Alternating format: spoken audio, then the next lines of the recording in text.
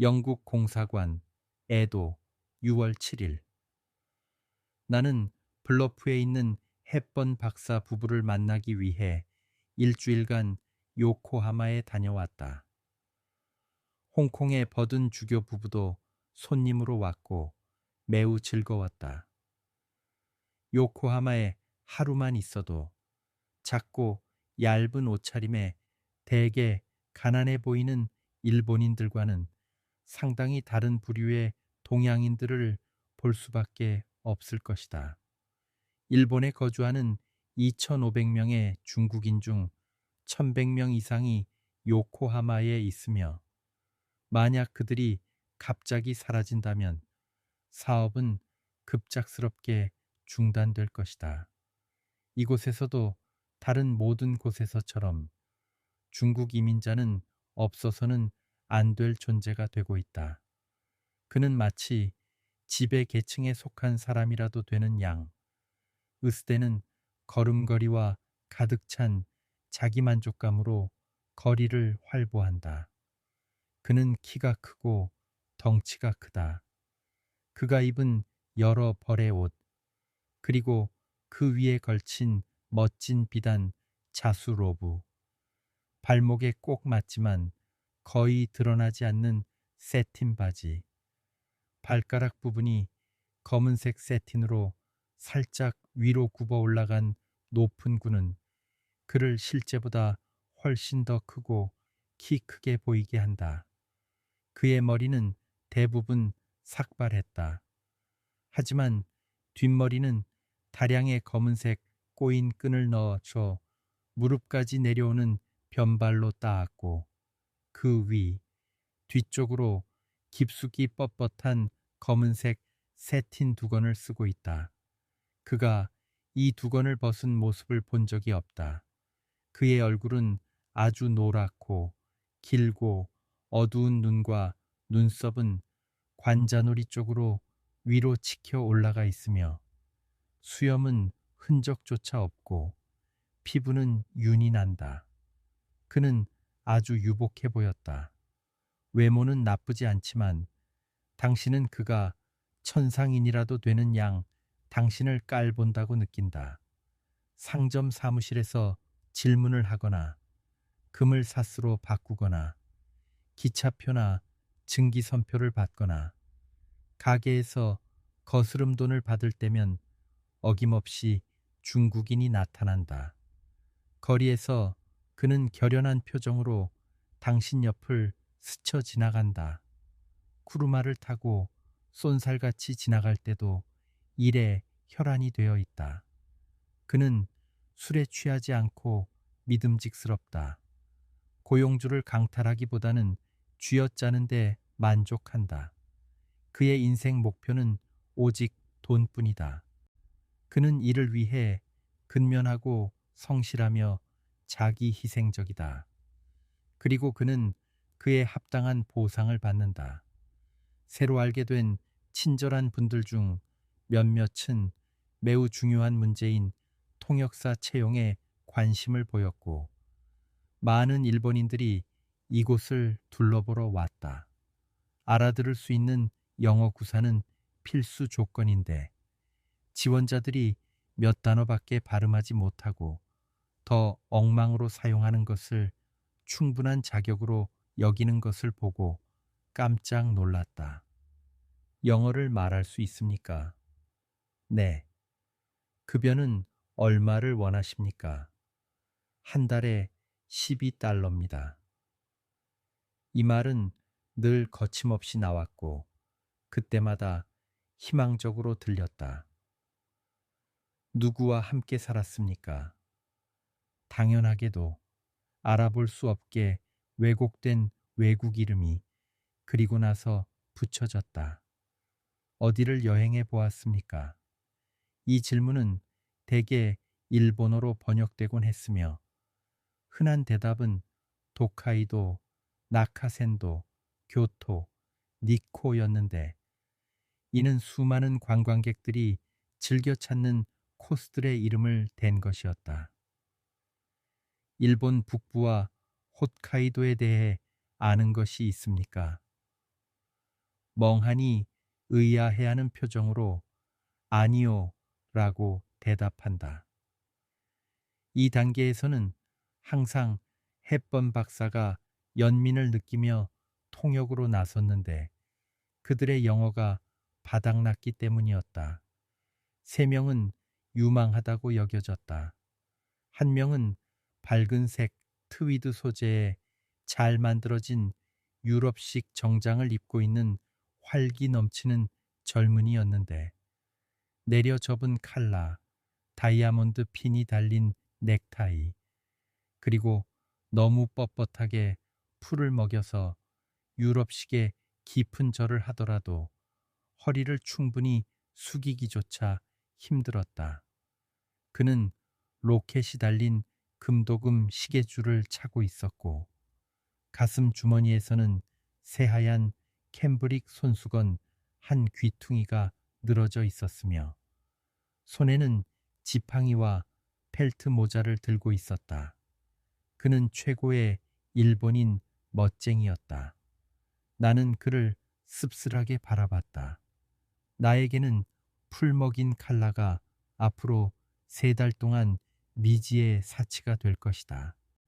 그의 고급스러운 외국 옷은 내륙 모든 곳의 물가를 올릴 것이고 게다가 나는 품이 있는 사람에게 허드렛 시를 부탁하는데 끊임없는 어려움을 느낄 것이다. 그래서 나는 두 번째 질문에서 그의 영어가 막히자 꽤 안심했다. 두 번째는 고급 일본 의상을 입은 35살의 매우 존경스러워 보이는 남자였다. 그는 평판이 아주 좋았고 첫 영어 실력도 기대 이상이었지만 많은 수행원을 거느리고 다니며 길을 미리 준비시키기 위해 하인들을 앞서 보내곤 하던 부유한 영국 관리의 요리사였다. 그는 영어를 정말 몇 마디밖에 몰랐다. 주인이 없다는 것과 여자 하인이 없을 것이라는 사실을 알게 된 그의 공포는 너무나 컸다. 그래서 그가 나를 거절했는지 아니면 내가 그를 거절했는지 나조차도 거의 알 수 없었다. 윌킨슨 씨가 보낸 세 번째 사람은 단정한 일본 옷을 입고 있었고 솔직하고 지적인 얼굴을 하고 있었다. 햇번 박사가 그와 일본어로 이야기했지만 그는 다른 사람들보다 영어를 더 많이 안다고, 그리고 덜 흥분했을 때에는 자신이 아는 것이 나올 것이라고 생각했다. 그는 분명히 내 말을 이해했고 비록 그가 주인일 것이라는 의심이 들었지만 나는 그가 너무 호감이 가서 거의 그 자리에서 그를 고용할 뻔했다. 다른 것들은 전혀 언급할 가치가 없다. 하지만 내가 그에게 거의 마음을 굳혔을 때 햇번 박사의 하인 중 한 명이 그를 알고 있다는 점 외에는 아무런 추천도 없는 어떤 존재가 나타났다.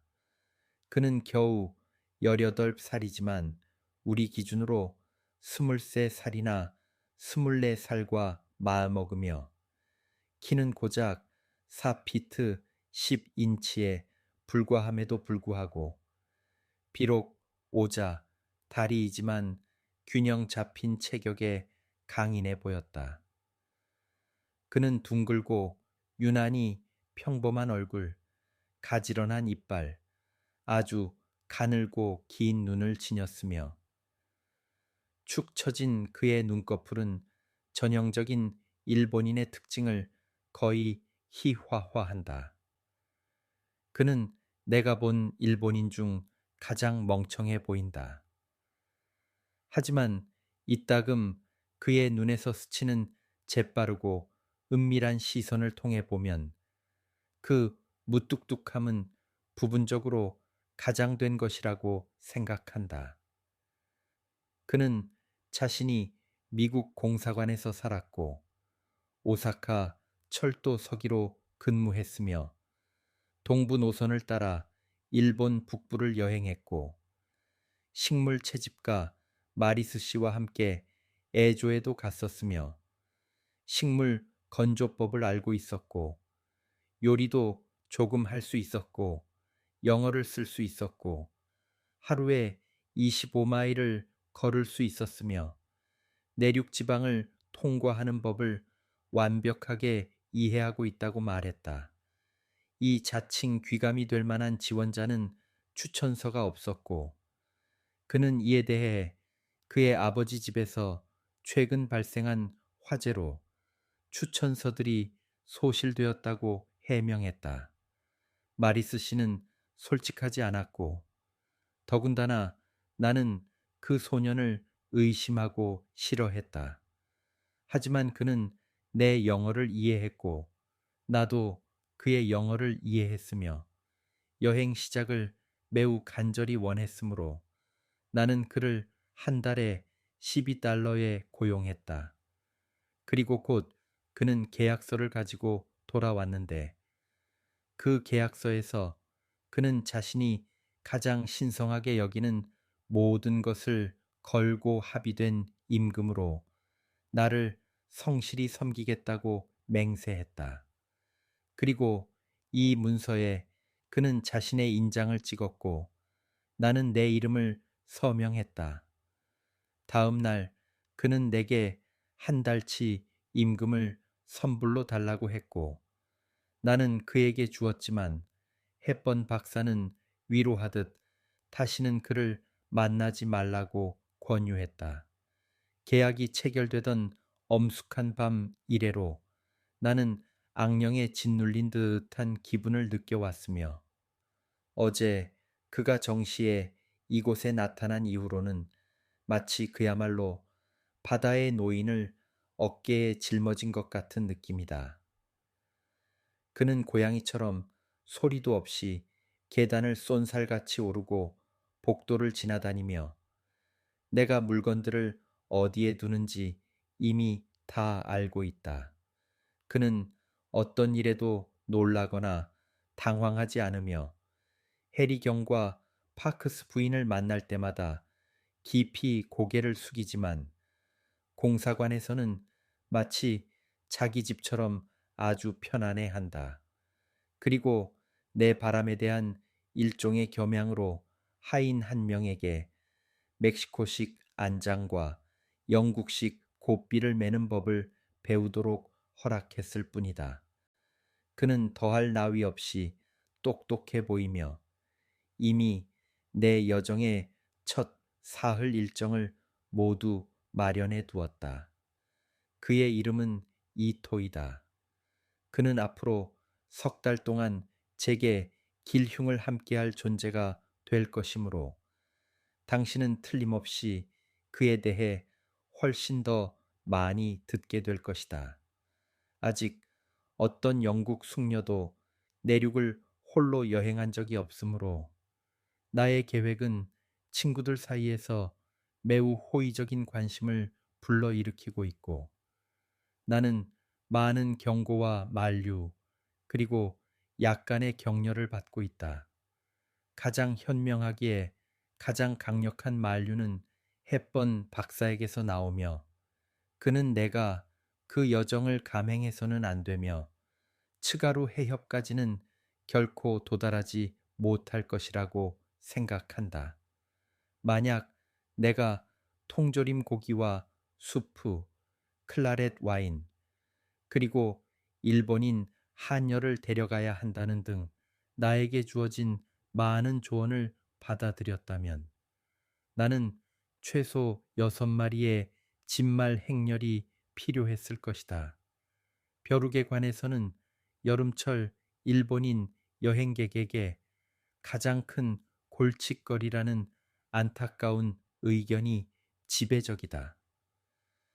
어떤 사람들은 목까지 꽉 조이는 자루를 쓰고 자라고 하고 어떤 사람들은 침구에 살충제를 듬뿍 뿌리라고 하고 또 어떤 사람들은 온몸에 카르볼산 오일을 바르라고 하고, 또 어떤 사람들은 말린 벼룩풀 가루를 많이 사용하라고 한다. 그러나 모두는 이것들이 단지 미약한 미봉책에 불과하다는 것을 인정한다. 해먹은 아쉽게도 일본 집에서는 사용할 수 없다. 음식 문제는 모든 여행자에게 가장 중요한 것이라고들 하며, 비단 나의 여행뿐만 아니라 놀라울 정도의 진지함으로 끊임없이 논의된다.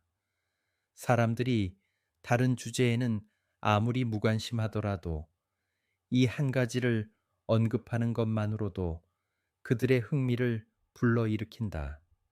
모든 사람들은 고통을 겪었거나 겪을 수도 있으며, 각자는 자신의 경험을 나누거나 타인의 경험으로부터 배우기를 원한다. 외무장관, 교수, 선교사, 상인 할 것 없이 모두가 그것을 마땅한 엄숙함으로 생사가 걸린 문제, 즉 많은 이들이 실제로 그렇게 여기는 문제로 논한다. 사실 외국인 관광객을 위해 지어진 인기 휴양지의 몇몇 호텔을 제외하고는 빵, 버터, 우유, 고기, 가금류, 커피, 와인, 맥주는 구하기 어렵고 신선한 생선은 드물다.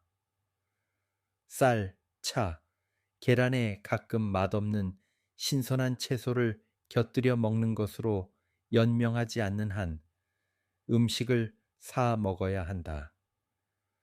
왜냐하면 일본 음식이라고 불리는 생선과 채소로 이루어진 끔찍한 음식들은 오랜 경험을 거친 소수만이 삼키고 소화할 수 있기 때문이다. 또 다른 어려움이지만 훨씬 덜 중요한 이 문제에 많은 강조점이 두어진다. 이것은 현지 하인들이 길에서 이루어지는 모든 금전 거래에서 바가지를 씌우는 관행이다. 이로 인해 여행 비용은 하인의 기술과 능력에 따라 종종 2배, 때로는 3배로 늘어나는 경우가 많다. 널리 여행한 새 신사가 나에게 지불해야 할 가격 목록을 주었는데, 이 가격들은 지역마다 달랐고 관광객들의 발길이 잦은 곳에서는 크게 인상되어 있었으며, 윌킨슨 씨가 이 목록들을 이토에게 읽어주자 이토는 이따금 이의를 제기했다. 윌킨스 씨는 일본어로 진행된 대화가 끝난 후 나에게 금전 문제에 정신을 바짝 차려야 할 것이라고 말했다. 이는 고통스러운 예상이었다. 왜냐하면 나는 평생 누구 하나 제대로 다뤄본 적이 없었고, 대부분의 일에서 마음대로 나를 속일 수 있을 이 영리하고 교활한 일본인 청년을 결코 통제할 수 없을 것이기 때문이다. 이곳으로 돌아오자 파크스 부인이 나를 위해 필요한 대부분의 준비를 마쳤다는 것을 알게 됐다.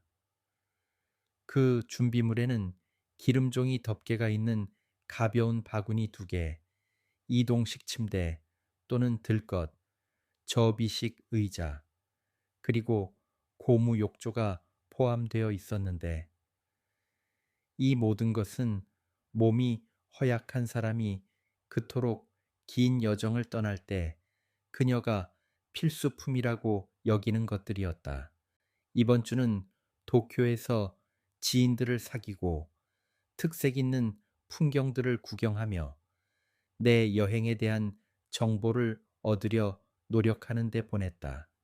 하지만 외국인들에게는 북일본에 대해 알려진 것이 거의 없는 듯했고, 정부 부서에 문의했더니 정보 부족이라는 이유로 내가 꿈꾸는 경로 중 140마일이 빠진 일정을 돌려주었다.